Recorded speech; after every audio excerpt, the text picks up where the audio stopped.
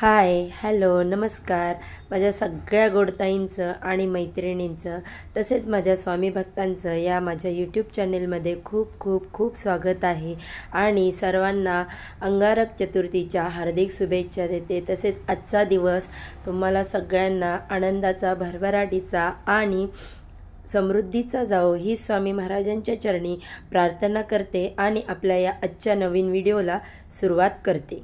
प्रत्येक मनुष्याच्या जीवनामध्ये कोणत्या ना कोणत्या रूपामध्ये सुख आणि दुःख येत असतात, म्हणून शास्त्रामध्ये सुख वृद्धी आणि समस्या निराकरणाचे उपाय सांगितले आहेत। यामध्ये व्रत आणि उपवासाचे आध्यात्मिक महत्त्व सांगण्यात आले आहे। कृष्ण पक्षातील चतुर्थी तिथी मंगळवारी आली तर ती अंगारक चतुर्थी असते। आजच्या दिवशी श्री गणेशाचे पूजन करण्याचे सांगितले गेले आहे। धर्मानुसार अंगारकी चतुर्थीचे व्रत केल्याने श्री गणेश आपल्या भक्तांवर प्रसन्न होऊन त्यांच्या सर्व इच्छा पूर्ण करतात। शास्त्रानुसार प्रत्येक महिन्याच्या शुक्ल तसेच कृष्ण पक्षाच्या चतुर्थीचे स्वामी श्री गणेश आहेत। बुद्धी देवता गणेश रिद्धी सिद्धी प्रदान करतात। आजच्या चतुर्थीला विशेष महत्त्व असून आज अंगारक योग जुळून आलेला आहे। मान्यतेनुसार या दिवशी श्री गणेशांची विधिवत पूजा करून उपवास केल्याने जीवनातील सर्व संकट दूर होतात, व्यक्तीच्या आयुष्यामध्ये सुखशांती लाभते। या दिवशी काही विशेष उपाय केल्याने सकारात्मक फळ लाभते। तर असाच एक उपाय मी आजच्या व्हिडिओमध्ये तुमच्यासोबत शेअर करणार आहे। या उपायामध्ये आज आलेल्या अंगारक संकष्ट चतुर्थीच्या दिवशी संध्याकाळी तुम्हाला घरामध्ये एक वस्तू बाहेर फेकून द्यायची आहे। ही वस्तू घराबाहेर फेकल्यामुळे तुमच्या आयुष्यात असलेले दुःख दारिद्र्य नष्ट होऊन तुमच्या घराची तुमच्या पतीची मुलांची भरभराटी होते, तसेच प्रगती होते। याशिवाय अंगारकी दिवशी करण्याचे विशेष उपाय देखील मी इथे या व्हिडिओमध्ये शेअर करणार आहे। त्यामुळे व्हिडिओ स्किप न करता शेवटपर्यंत नक्की जरूर बघा आणि माझ्या चॅनेलवरती जर नवीन असाल चॅनेलला सबस्क्राईब करून बाजूला असणारे बेल आयकॉनचे बटन क्लिक करा, म्हणजे जेव्हा पण मी माझ्या चॅनेलवरती नवीन व्हिडिओ अपलोड करेन त्याचे नोटिफिकेशन सर्वात आधी तुमच्यापर्यंत पोहोचेल आणि तुम्ही एक पण व्हिडिओ मिस करणार नाही। तर बघा, गणपती बाप्पा जे आहेत ते विघ्नहर्ता आहेत। आपल्या भक्तांचे जे कधीही संकटात एकटं पडू देत नाहीत। जर तुमच्या घरावरती वारंवार संकट येत असतील, तुमच्या पतीला मुलांना काही दोष असतील आणि वारंवार त्यांच्या कार्यामध्ये काही ना काही अडथळे येत असतील आणि त्यांची प्रगती होत नसेल, त्यांना कोणत्याही कार्यामध्ये यश मिळत नसेल, घरात आलेला पैसा फार काळ टिकत नसेल, तो कोणत्या ना कोणत्या कारणाने घराबाहेर निघून जात असेल, महिना अखेरीस पैशाची चणचण तुमच्या घरामध्ये कायम असते आणि या वारंवार तुम्हाला कर्ज घ्यावं लागत असेल, याशिवाय तुमच्या मुलाबाळांचे विवाहाचे योग जुळून येत नसतील।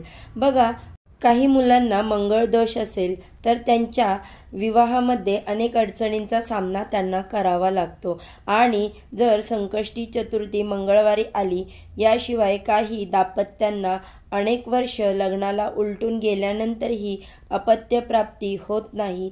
याला कारण अनेक असतात। यामध्ये तुम्हाला पितृदोष असतील किंवा घरामध्ये नकारात्मकता आहे, वास्तुदोष आहेत, तेव्हा या अशा अनेक अडचणींचा सामना तुम्हाला करावा लागतो।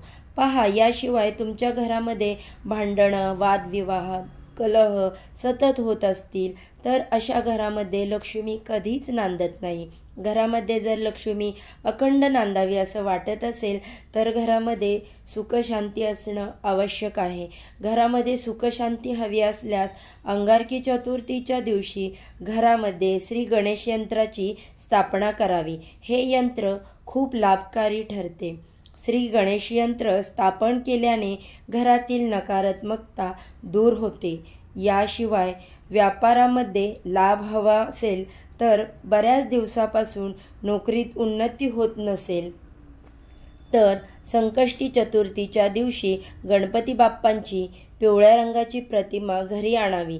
गणपतीचे पूजन करत हळदीच्या 5 गाठी अर्पण कराव्यात आणि त्यावेळी तुम्हाला श्री गणाधीशाय नमः या मंत्राचा जप करायचा आहे। घरातील कोणाचा विवाह होण्यास विलंब किंवा अडचणी निर्माण होत असतील तर या दिवशी गुळाच्या 21 गोळ्या आणि दुर्वा भगवान गणेशांना अर्पण कराव्यात। या सहजीवनातील सर्व समस्या दूर करण्यासाठी गणपतींना साकडं घालावं। या उपायामुळे विवाहसंबंधी समस्या हळूहळू सुटण्यास मदत होईल। घरातील आर्थिक चणचण दूर करण्यासाठी साजूक तूप आणि गुळाचा नैवेद्य भगवान गणपतींना द्यावा। यासाठी गाईच्या साजूक तुपाचाच वापर करावा। नैवेद्यातील गुळ हा गाईला खाऊ घालावा। संकष्टी चतुर्थीला या उपायांची सुरुवात करत अनंत चतुर्थीपर्यंत हा उपाय करावा। या उपायामुळे काही दिवसातच सकारात्मकता बदल तुमच्या घरामध्ये जाणवेल। तुमच्या परिवारावर जर एखादं संकट आलं असेल तर संकष्टी चतुर्थीच्या दिवशी हत्तीला हिरवा चारा दिल्याने गणपती बाप्पा प्रसन्न होऊन सर्व इच्छा पूर्ण करतात। आता त्यानंतर आपल्याला घराबाहेर जी वस्तू फेकायची आहे याविषयीची माहिती जाणून घेऊयात। हा उपाय जो आहे तो संध्याकाळी दिवे लागणीच्या वेळी करायचा आहे। संध्याकाळी 6:30 ते 7:30 ही वेळ जी आहे ती लक्ष्मीच्या आगमनाची वेळ असते। त्या वेळेमध्ये हा उपाय केला तर उत्तमच आहे। पण त्या वेळेमध्ये उपाय करणे तुम्हाला शक्य नसेल तर तुम्ही संध्याकाळी 6:30 ते रात्री 12 वाजेपर्यंत तुमच्या वेळेनुसार हा उपाय करू शकता। तर या उपायासाठी तुम्ही देवघरातील दिवा प्रथम प्रज्वलित करायचा आहे। धूप अगरबत्ती लावून घ्यायची। त्यानंतर तुळशीसमोर शुद्ध गाईच्या तुपाचा दिवा लावायचा आहे। तिथे देखील तुम्हाला धूप अगरबत्ती लावून घ्यायची आहे। हा जो उपाय करायचा आहे त्या उपायासाठी तुम्हाला काही वस्तू घ्यायच्या आहेत। त्यामध्ये सगळ्यात पहिली जी वस्तू तुम्हाला घ्यायची आहे ते म्हणजे काळे तीळ।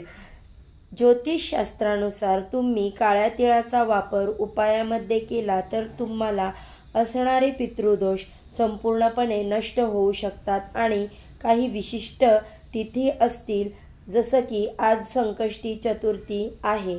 बाप्पा हे विघ्नहर्ता आहेत। आपल्यावर वारंवार येणारे संकट बाप्पा दूर करतात आणि या उपायामुळे आपली विघ्न संपूर्णपणे नष्ट होऊ शकतात। तर आपल्याला सांगितल्याप्रमाणे थोडेसे काळे तीळ घ्यायचे आहेत। त्यासोबत दुसरी महत्त्वाची वस्तू आपल्याला लागणार आहे ती म्हणजे चिमूटभर पिवळी मोहरी घ्यायची आहे। पिवळी मोहरी आपल्याभोवती असलेले नकारात्मकता घालवण्यासाठी अतिशय प्रभावी मानली जाते।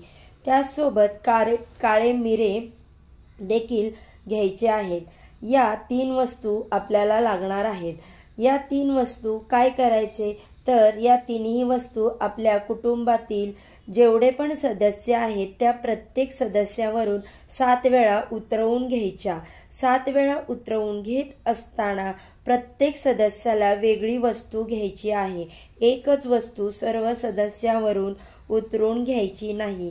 त्यासाठी तुमच्या घरात जे सदस्य आहेत ते एकत्रित आल्यानंतर किंवा त्यांच्या वेळेनुसार देखील तुम्ही यांवरती उपाय करू शकता। आता सर्वप्रथम तुम्हाला सदस्यांना आसनावरती बसवायचं आहे। कोणतीही सेवा ही नेहमी आसनावर बसूनच करावी। तर प्रत्येक सदस्याला तुम्हाला आसनावरती बसवायचं आहे। त्यांचं तोंड दक्षिणेकडे होणार नाही अशा पद्धतीने बसवायचं आहे।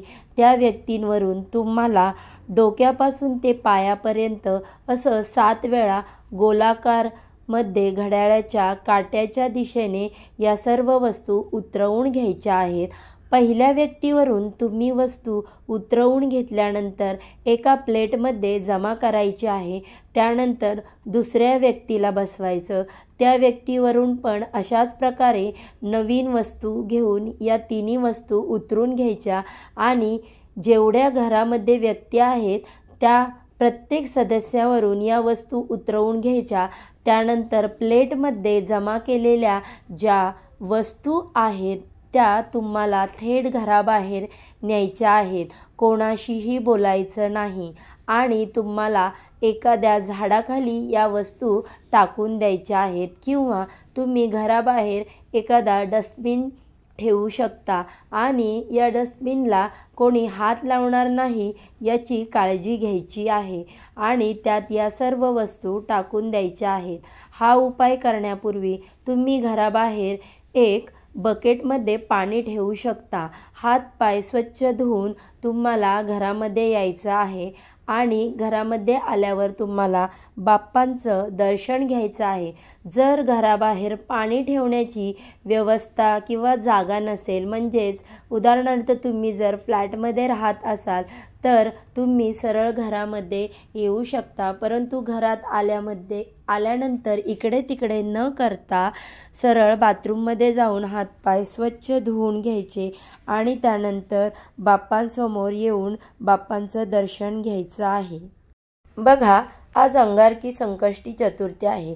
आपल्या भक्तांवर येणारे सर्व संकट विघ्न बाप्पा दूर करतात आणि आपण काही सेवा व उपाय आपल्या घरामध्ये करत असतो आणि काही विशिष्ट तिथीवर केलेले उपाय हे शीघ्र फलदायी असतात। यापैकी तर आज आलेल्या अंगारकीच्या दिवशी हा उपाय तुम्ही आवर्जून करून बघा। या उपायामुळे तुमच्या घरामध्ये खूप फरक जाणवेल। पतीची, मुलांची भरभराटी होईल, प्रगती होईल, एवढा हा प्रभावी उपाय आहे। तर आजचा हा व्हिडिओ मी इथेच संपवते। सर्वांना श्री स्वामी समर्थ।